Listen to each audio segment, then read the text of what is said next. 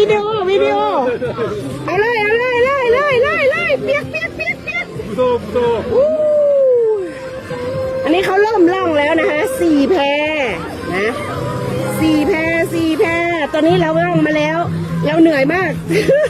นะกลับมานั่งพักที่ซุ้มอาหารนะคะเราเช่าแพและเช่าซุ้มนะคะเย้นะนี่นะเข้ามากันเยอะนะประมาณว่าบล็อกละ2 คนนะคะบล็อกละ2 คนนะคะนี่เริ่มไปแล้ว4 แพนะ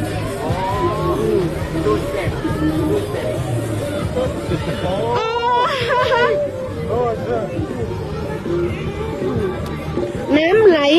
แรงเย็นหนาวนะเดี๋ยวเรานั่งพักก่อนนะคะเหนื่อยนะขึ้นแพแล้วเต้นนะโอเค